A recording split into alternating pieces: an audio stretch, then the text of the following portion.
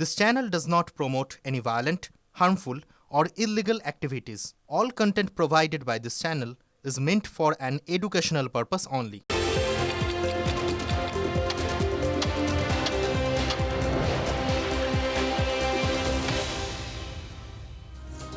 নমস্কার, আরো একবার স্বাগত আপনাকে টিভি9 বাংলায়। আমি দীপ রয়েছে আপনার সঙ্গে এখনো পর্যন্ত ঘটে চলা সব বড় খবর নিয়ে শুরু করছি পাঁচ কথা।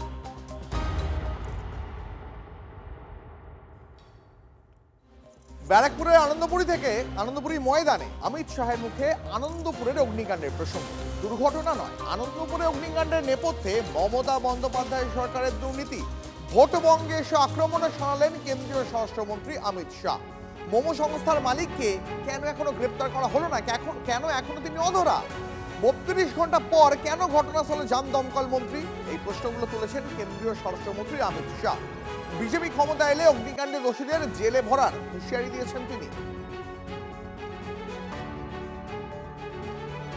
आनंदपुर वेयर हाउस में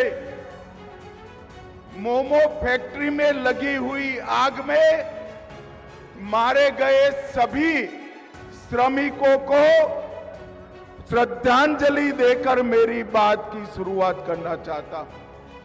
जो ये आनंदपुर वेयर हाउस में अग्निकांड हुआ है वो ममता बनर्जी सरकार के भ्रष्टाचार के चलते हुआ है। ये जो मोमो फैक्ट्री के मालिक है उसमें किसका पैसा लगा है? ये मोमो फैक्ट्री के मालिक किसके नजदीकी है? किसके साथ? विमान में मोमो फैक्ट्री के मालिक विदेश की टूर लगाए हैं और अब तक मोमो फैक्ट्री के मालिक का अरेस्ट क्यों नहीं हुआ? बंगाल के नागरिक मारे गए हैं। इसमें वोट बैंक की पॉलिटिक्स क्या कर रही हो ममता जी? आपको शर्म आनी चाहिए, शर्म आनी। बंगाल की मुख्यमंत्री को मांग कर रहा हूं कि इस हादसे की तटस्थ जांच, न्यायिक जांच करानी चाहिए और सबसे पहले इसके लिए जिम्मेदार लोग जो है उनको जेल की सलाखों के पीछे डालना चाहिए। आनंदपुर वेयर हाउस का अग्निकांड ममता जी चीख चीख कर कहता है कि अग्निकांड में आपके लोग शामिल। 32 घंटे बाद कोई मंत्री वहां पहुंचा है, पर्यावरण का एनओसी नहीं है, वेटलैंड पर गोडाउन बना है। और मैं आज ममता जी को कहने आया हूं, पर्दा डालना है तो डालो ममता जी, पर्दा डालना है तो डालो। अप्रैल के बाद भाजपा सरकार आएगी और अग्निकांड के आरोपियों को चुन चुन कर हम जहर की सलाखों के पीछे। আনন্দপুরের অগ্নিকাণ্ড নিয়ে মমতা বন্দ্যোপাধ্যায় সরকারকে একের পর এক অভিযোগে বিদ্ধ করলেন অমিত শাহ। পাল্টা কি জবাব এলো তৃণমূলের তরফ থেকে? এবার সেটা শোনাই। ওনারা হচ্ছে সেই দলের নেতা, উনি যে দলের আর একজন নেতা, রাজ্যের নেতা শুভেন্দুবাবু কালকে এইরকম একটা মর্মান্তিক ঘটনার বিরুদ্ধে প্রতিবাদ করতেই পারেন, সেটাই স্বাভাবিক। কিন্তু সেখানে ডিজে বাজিয়ে মনে হচ্ছিল বিয়ে বাড়িতে নাচতে যাচ্ছেন, ঠিক সেই জায়গায় এরকম একটা মর্মান্তিক ঘটনার প্রতিবাদ করতে যাচ্ছেন। বিজেপির কালচার। অমিত শাহ যখন এখানে বাংলায় এসে এই কথাগুলো বলছেন, মধ্যপ্রদেশে দলের দূষিত জলকে এতজন মারা গেছে সেই নিয়ে কোনো কথা বলছেন না। ওনারা বারবার যেটা বলছেন, এই যে বলছেন মমতা বন্দ্যোপাধ্যায়ের লোক, আমি যদি বলি যে কোল মাফিয়া জয়দেব খানের সঙ্গে অমিত শাহের ছবি দেখা যাচ্ছে, তাহলে তিনি কি ওনার লোক? এইগুলো আগে উনি জবাব দিন, পরিষ্কার করুন। আর ওনাদের স্বপ্ন বাংলা দখলে স্বপ্নই রয়ে যাবে, ওই স্বপ্ন সফল হবে না।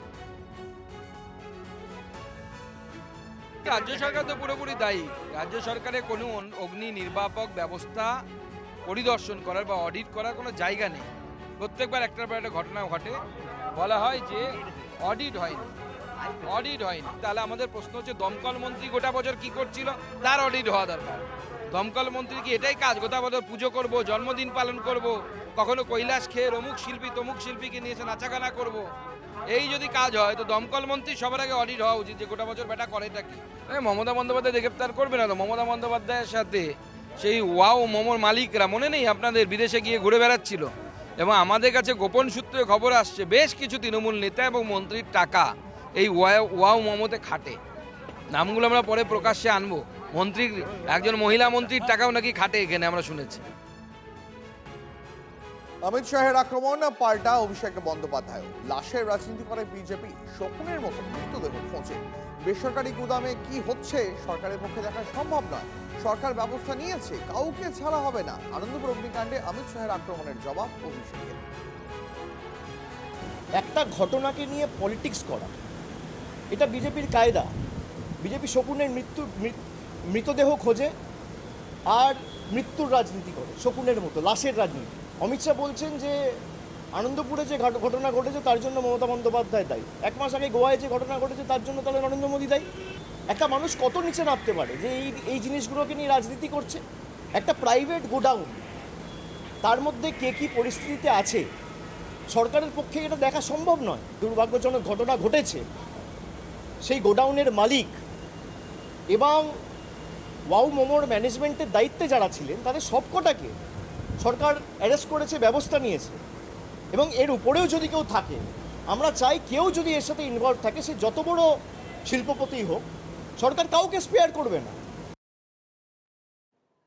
শুভেন্দু রুটে এবার তৃণমূলের পাল্টা মিছিল। আনন্দপুরের নাজিরাবাদে অগ্নিকাণ্ডে মৃত্যু মিছিল।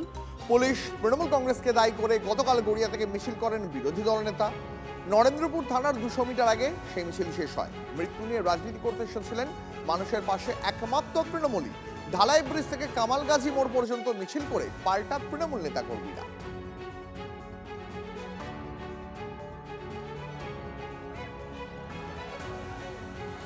এই মুহূর্তে যে ছবি দেখাচ্ছি আপনাদের, পাশাপাশি দুটো ছবি দেখাচ্ছি, একদিকে শুভেন্দু অধিকারীর নেতৃত্বে বিজেপির মিছিল, তার ছবি দেখাচ্ছি, অন্যদিকে তার পাল্টা তৃণমূল কংগ্রেসের মিছিল, সেই ছবিও দেখাচ্ছি। আনন্দপুরের নাজিরাবাদে অগ্নিকাণ্ডে মৃত্যু মিছিল। পুলিশ এবং তৃণমূল কংগ্রেসকে দায়ী করে গতকাল গড়িয়া থেকে মিছিল করেন বিরোধী দল নেতা শুভেন্দু অধিকারী। নরেন্দ্রপুর থানা 200 মিটার আগে শেষ হয় মিছিল। মৃত্যু নিয়ে রাজনীতি করতে এসেছিলেন মানুষের পাশে একমাত্র তৃণমূলই। ঢালাই ব্রিজ থেকে কামালগাজী মোড় পর্যন্ত মিছিল করে পাল্টা তৃণমূল নেতা কর্মীরা।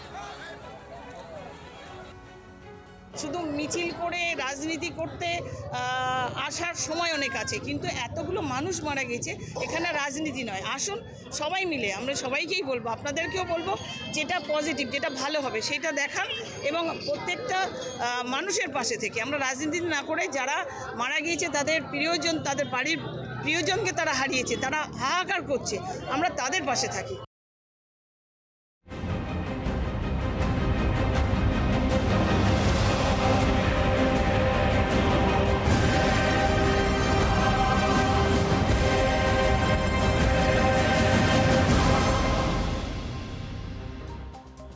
সাড়ে 4 দশক ধরে পিছিয়ে বাংলা, সর্বনাশের প্রতিযোগিতায় এগিয়ে তৃণমূল। শিলিগুড়ির সভা থেকে তোপ অমিত শাহের।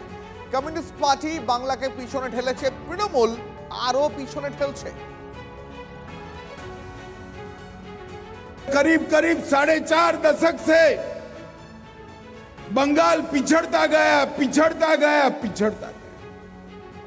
पहले कम्युनिस्ट पार्टी, इन्होंने बंगाल को पीछे ला जाने में कोई कसर नहीं छोड़ी। और फिर ममता जी आई, उन्होंने मां माटी मानुष का नारा दिया, और आज मैं विश्वास के साथ कह सकता हूं, ममता दीदी आपसे तो वो कम्युनिस्ट अच्छे थे, आपने तो पूरा बंटाधार कर। এই মুহূর্তে সিপিএম নেতা কলতান দাশগুপ্ত রয়েছেন আমাদের সঙ্গে। কলতান, অমিত শাহের বক্তব্য তো শুনলেন আপনি, উনি অভিযোগ করলেন যে একদিকে কমিউনিস্ট পার্টি বাংলাকে পিছনের দিকে ঠেলেছে, তৃণমূল আরো পিছনে ঠেলছে।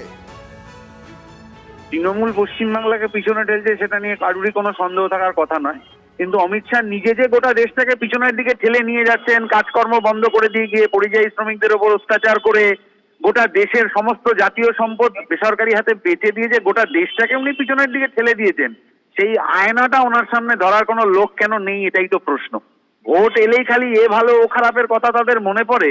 গোটা ভারতবর্ষটাকে যেভাবে নরক বানিয়ে রেখেছেন অমিত শাহরা, সেই কেন বানিয়ে রেখেছেন তার জবাব দিচ্ছেন না কেন? কলতান, অমিত শাহ আজকে বলছেন যে তৃণমূল কংগ্রেসের থেকে কমিউনিস্টরা ভালো ছিলেন।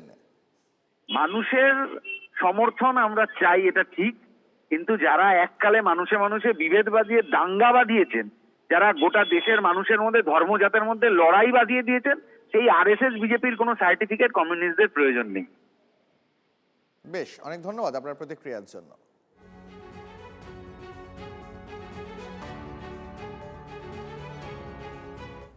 পরে খবরে নজর রাখবো, বাংলাদেশে ফের মতুয়া নমশূদ্রদের আশ্বাস কেন্দ্রীয় স্বরাষ্ট্রমন্ত্রীর। মতুয়াদের ভয় দেখাচ্ছেন মমতা, কিন্তু মতুয়া সমাজের ভয় পাওয়ার কোনো কারণ নেই, কারণ মমতা বন্দ্যোপাধ্যায় মতুয়া নমশূদ্রদের ভোট ছুঁতেও পারবেন না, এমনই মন্তব্য অমিত শাহ। ममता बनर्जी जी हमारे मतुआ समाज के, नाम शूद्र समाज के लोगों को डरा रही है।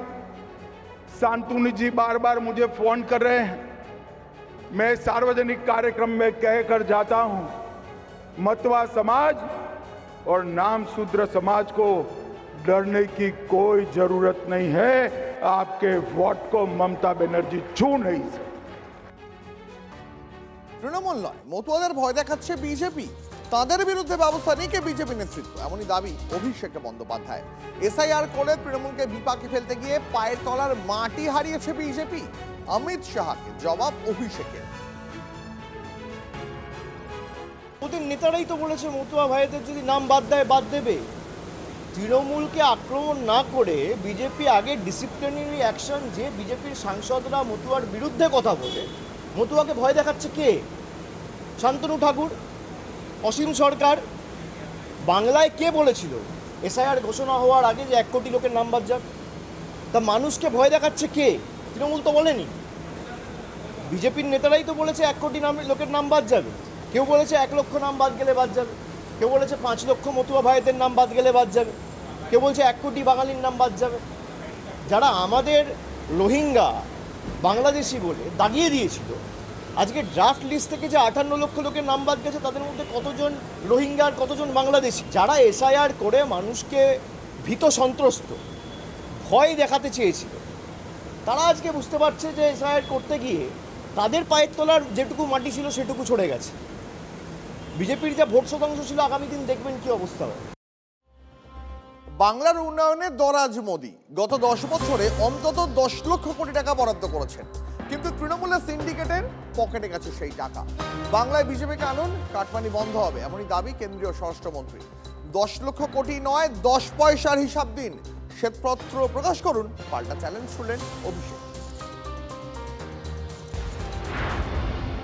हमारे मोदी जी ने बंगाल के विकास के लिए कोई कसर नहीं छोड़ी है, 12 ट्रेनें नई दी है और लगभग 10 लाख करोड़ से ज्यादा रुपया 10 लाख करोड़ से ज्यादा रुपया हमने बंगाल सरकार को दिया। मुझे बताओ भाई, कुछ आपके गांव में आया है क्या? अरे जोर से बोलो, आया है? और जोर से बोलो, आया है? ये कहां गया? कहां गया ये सारा पैसा जो नरेंद्र मोदी जी भेज रहे हैं? ये तृणमूल कांग्रेस की सिंडिकेट के पेट चढ़ गया। मैं आपको वादा कर कर जाता हूं, बंगाल के लोगों को वादा कर कर जाता हूं, एक भाजपा सरकार बना दीजिए, मोदी जी 1 रुपया भेजेंगे, पूरा का और पूरा रुपया बंगाल के गांव और गरीब तक पहुंचेगा, कोई कटमनी नहीं। প্রকাশ করুক, শ্বেতপত্রটা প্রকাশ করুক। 10 লক্ষ কোটি টাকা কি খাতে দেওয়া হয়েছে? আর গত 10 বছরে, বিশেষ করে বিজেপি জগতে ক্ষমতায় এসছে 2014 থেকে 2026, 12 বছরে বাংলা থেকে তারা কত টাকা নিয়ে গেছে? 2021-এর নির্বাচনে আপনি হারার পর বাংলার কটা লোককে বাড়ি দিয়েছেন, কটা গ্রামীণ রাস্তা করেছেন, আর কটা 100 দিনের জব কার্ড হোল্ডারের ডাইরেক্ট ব্যাংক অ্যাকাউন্ট করে আপনি ব্যাংক অ্যাকাউন্ট ট্রান্সফার করে তাদের অ্যাকাউন্টে টাকা পৌঁছছে। আপনি শ্বেতপত্রটা প্রকাশ করুন। তারা 10 লক্ষ কোটি টাকা বলছে, তো আমি 10 পয়সার হিসাব চাইছি। 26-এর ভোটে বিজেপির নজরে প্রেসিডেন্সি জোন। কলকাতা, দমদম, ব্যারাকপুর শিল্পাঞ্চল এবং হাওড়া শিল্পাঞ্চলের বিধানসভা আসনগুলিতে বাড়তি নজর গেরুয়া ব্রিগেডে। আসন দখলে ওয়ার্ড কনভেনার নিয়োগ। দুর্বল প্রেসিডেন্সি জোনে বিজেপির স্পেশাল প্ল্যান তৈরি, দাবি সুকান্ত মজুমদার।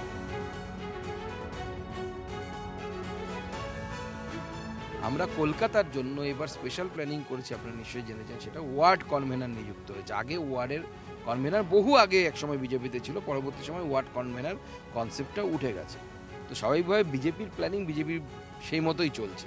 এবং আমরা বলছি যে কলকাতাতে আমাদের যেটাকে রাজনৈতিক ভাষায় প্রেসিডেন্সি জোন বলা হয়, সেই প্রেসিডেন্সি জোনে বিজেপির মাত্র একজন সাংসদ, একজন এমএলএ, সে হচ্ছে ভাটপাড়ার আমাদের পবন সিং।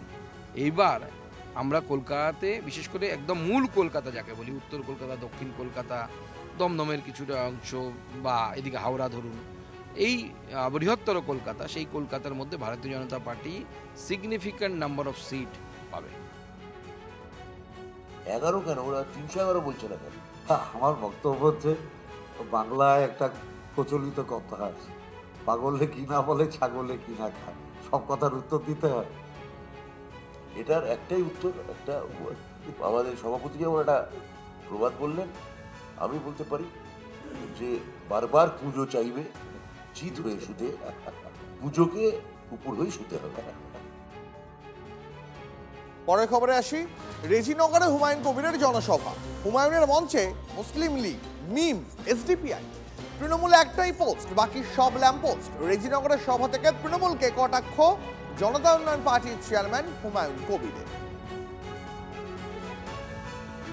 এই দলটার কোন নিয়ম শৃঙ্খলা কেউ মানে না, একটাই পোস্ট, বাকি সব ল্যাম্প পোস্ট। জন্মলগ্ন থেকে রাজ্যের সভাপতি মাননীয় সুব্রত বক্সি, তাকে শুধু শ্রীখণ্ডী করে রেখে দেওয়া হয়েছে। তার কোনো কথা মমতা বন্দ্যোপাধ্যায়ও শোনেন না, তার ভাইপো অভিষেকও শোনে না, তৃণমূলের তুলাবাজ মাতব্বররাও কেউ শোনে না। খ্যাপা খুঁজে খুঁজে ফেরে পরশ পাথর, খ্যাপা খুঁজে খুঁজে ফেরে পরশ পাথর। চারিদিকে যাবেন, ঘুরতেই থাকবেন, ঘুরে দেখবেন ওই গণেশের মতো একটা জায়গায় এসে আবার তাকে দাঁড়িয়ে হতে হবে। তার নাম মমতা বন্দ্যোপাধ্যায়। পরশ পাথর খুঁজছেন, খুঁজতে দিন। সমুদ্র থেকে অরণ্য, অরণ্য থেকে পর্বত, সব জায়গায় উনি খুঁজুন। খুঁজে ব্যাপারটা মানে মিমিক্রি করতে পারেন, সেরিং যেতে পারেন, আমি তো বলেছি, কিন্তু শেষ অব্দি ওই গণেশের পরিভ্রমণের মতো হবে ব্যাপারটা। ভাগীরথীর জলে 30% সম্প্রদায়ের মানুষকে কেটে ভাসানোর কথা বলে তিনি অনুতপ্ত, দুঃখিত। মুখ্যমন্ত্রীর কথা রাখতে গিয়ে যে উস্কানিমূলক ভাষণ দিয়েছিলেন তার জন্য ক্ষমা প্রার্থী। রেজিনগরের সভা থেকে মন্তব্য হুমায়ুন কবিরের। পাশাপাশি সাসপেন্ডেড তৃণমূল বিধায়কের আশ্বাস, ভবিষ্যতে কাউকে জেতানোর জন্য আর কাউকে আঘাত দিয়ে উস্কানিমূলক কথা তিনি বলবেন না। আমি অনুতপ্ত, দুঃখিত। আমি রাজ্যের মুখ্যমন্ত্রীর কথা রাখতে গিয়ে সেদিন এই হিন্দু ভাইদের মনে যে আঘাত পেয়েছিল, আমি তার জন্য আজকে প্রকাশ্য এই লক্ষ লক্ষ মানুষের সামনে করজোড়ে ক্ষমা চেয়ে নিচ্ছি।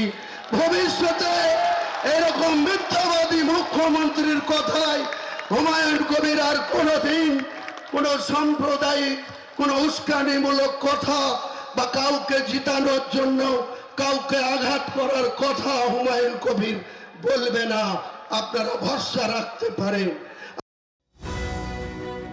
আগামীকাল বাজেট 2026। কমবে কর নাকি বাড়বে খরচ? চাকরি, শিক্ষা, স্বাস্থ্য কোন খাতে কত বরাদ্দ? কৃষক, মধ্যবিত্ত, যুব সমাজ কার জন্য কি চমক? কার পকেটে স্বস্তি, কার কাঁধে চাপ? ভোটমুখী বাংলার জন্য কি চমক বাজেটে? ভোটের আগে কার হাতের অস্ত্র হবে বাজেট?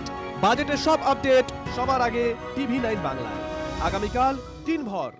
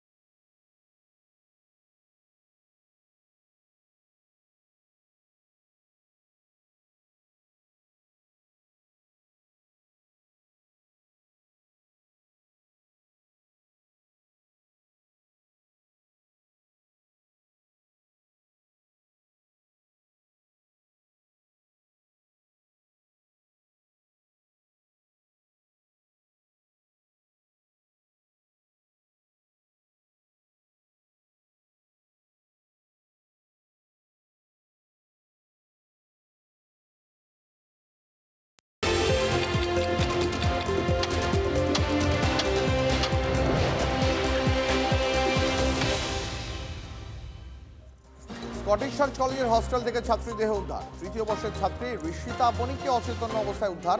24শে জানুয়ারি হস্টেল থেকে উদ্ধার ত্রিপুরার বাসিন্দা ছাত্রীকে। আরজিকর হাসপাতালে নিয়ে গেলে মৃত বলে ঘোষণা। বিষক্রিয়ায় মৃত্যু হয়েছে ছাত্রীর, আমাদের অনুমান বলেছে। ফের শিক্ষাঙ্গনে রহস্য মৃত্যু, যেটা জানা যাচ্ছে সরস্বতী পুজোর ঠিক পরের দিন স্কটিশ চার্চ কলেজের এই লেডি জেন্টস হোস্টেল, সেখানেই কিন্তু হঠাৎ করে পেটে ব্যথা হয় ঋষিতা বণিক নামে দ্বিতীয় বর্ষের এক পড়ুয়ার। তারপর তাকে কলকাতা মেডিকেল কলেজ এবং হাসপাতালে নিয়ে গেলে সেখান থেকে আইসিইউতে ভর্তি করা এবং তারপর তার রহস্য মৃত্যু ঘটেছে। ইতিমধ্যে ময়নাতদন্ত হয়েছে এবং অন্যান্য যে ফরেন্সিক পরীক্ষা সেগুলোর কাজ চালাচ্ছে কলকাতা পুলিশ। কলেজ সূত্রে এটা খবর যে সেদিন তার পেটে ব্যথা শুরু হবার পর তাকে কলেজের যে হস্টেলের সিক রুম সেখানে নিয়ে যাওয়া হয়, পরবর্তীকালে তাকে হাসপাতালে স্থানান্তরিত করা হয়। এই ঋষিতা বণিকের সহপাঠীরা যেটা জানাচ্ছে যে প্রেমে কোনো একটা সম্পর্কের বিবাদ তৈরি হয়েছিল, পাশাপাশি তার শরীর কয়েকদিন ধরেই খারাপ হচ্ছিল। কেন খারাপ হচ্ছিল এবং তারপর পাকস্থলীতে পাওয়া যাওয়া রহস্যজনক পদার্থটা যার বিষক্রিয়ার জেরেই মৃত্যু হয়েছে বলে প্রাথমিক অনুমান, সেটা কি, কেন সে কি খেয়েছিল, এই প্রশ্নগুলো কিন্তু উঠছে। পুলিশ তদন্ত চালাচ্ছে। ত্রিপুরার বাসিন্দা ঋষিতা বণিক ইতিমধ্যেই তার মা এসে তাকে নিয়ে গেছেন, তার মরদেহ নিয়ে গেছেন। ক্যামেরা দীপঙ্করের সঙ্গে সুমন, TV9 বাংলা, কলকাতা। ভোটের মুখে পুলিশের শীর্ষ পদে বড় রদবদল। রাজ্য পুলিশের নতুন ভারপ্রাপ্ত ডিজির দায়িত্ব গ্রহণ করলেন পীযূষ পান্ডে।